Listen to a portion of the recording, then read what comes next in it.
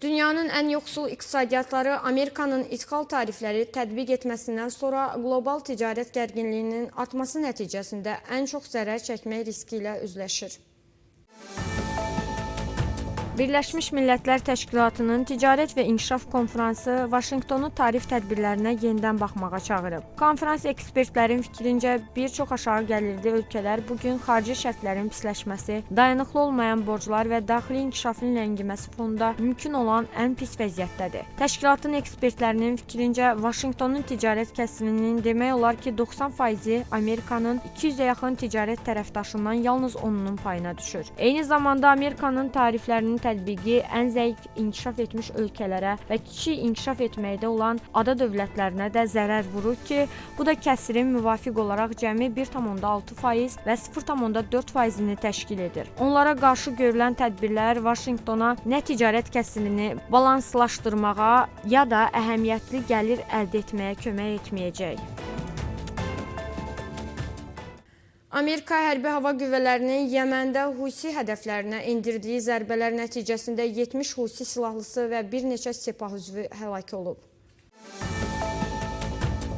Yəmənin informasiya naziri Müəmmal Əl-Əryaniyə bildirib ki, Sepah üzvləri Birləşmiş Ştatların Əl-Hodeydə əyalətinin cənub sahilindəki Əl-Faza bölgəsində Husi üsyançılarının toplaşdığı yeri bombaladığı zaman öldürülüb. Əl-Əryani mətbuata verdiyi açıqlamada deyib, Qırmızı dəniz, Bab əl-Məndab və Ədən körfəzində ticarət gəmiləri və tankerlərə qarşı terror hücumları planlaşdırmaq üçün istifadə edilən nöqtəni hədəf alıb. Qeyd edək ki, bundan əvvəl Ağ Evin Milli Təhlükəsizlik müşaviri, İranın hərbi müşavirləri və Huslərin beynəlxalq iqtisadiyyata hücumları ilə bağlı qurğuları Amerikanın Yəmənə hərbi zərbələr endirərkən mümkün hədəflər arasında olduğunu açıqlamışdı. Amerika prezidenti Donald Trump da xəbərdarlıq etmişdi ki, bundan sonra Huslərin Yəməndə hər hansı atəş açması birbaşa İran İslam Respublikasına aid edilən hərəkət kimi qiymətləndiriləcək və Tehran üçün ciddi nəticələrə səbəb olacaq.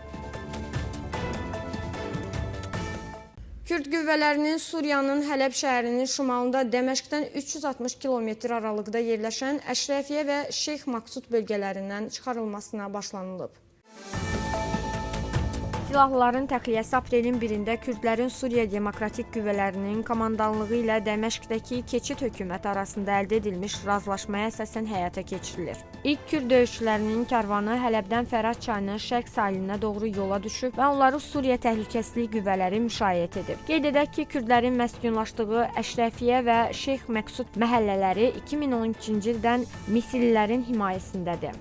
Silahlıların təxliyəsi aprelin 1-də Kürdlərin Suriya Demokratik Qüvvələrinin komandanlığı ilə Dəməşqdəki keçid hökuməti arasında əldə edilmiş razılaşmaya əsasən həyata keçirilir. İlk Kürd döyüşçülərinin karvanı Hələbdən Fərat çayının şərq sahilinə doğru yola düşüb və onları Suriya Təhlükəsizlik Qüvvələri müşayiət edib. Qeyd edək ki, Kürdlərin məskunlaşdığı Əşrəfiyyə və Şeyx Məksud məhəllələri 2013-cü ildən milislərin himayəsindədir. 2024-cü ilin dekabrında Dəməşqdə hakimiyyət dəyişikliyindən sonra yeni administrasiya dinc əhalinin təhlükəsizliyini təmin etmək üçün Kürd qüvvələrinin Hələbin şimalında bir müddət qalmasına icazə verib. Martın 10-da Suriya prezidenti Əhməd Əl-Şara, Suriya Demokratik Qüvvələrinin komandiri Mazlum Abdi Kürd döyüşçülərinin keçid hökumətinin silahlı qüvvələrinə daxil edilmələrini nəzərdə tutan saziş imzalayıblar.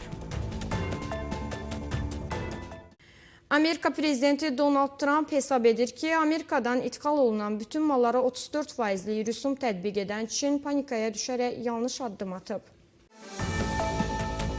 Trump fikirlərini özünün Truth sosial şəbəkəsindən yazaraq bildirib. Çin səhv addım atdı, panikaya düşdülər. Bu onların bacarmayacağı bir şeydir. Qeyd edək ki, Çin hakimiyyəti aprelin 10-dan etibarən Amerikadan ithal edilən bütün məhsullara 34% əlavə rüsumlar tətbiq edəcək. Bu addım Trumpın yeni tariflər tətbiq etməsinə cavab olaraq atılıb. Bildirilib ki, tariflər cari rüsumlara əlavə olaraq tətbiq edilir. Bundan əlavə Çin çoxsaylı Amerika şirkətlərini etibarsız şirkətlər siyahısına salıb. Amerikanın kəskin asılılıqda olduğu nadir elementlərin ixracını məhdudlaşdırıb.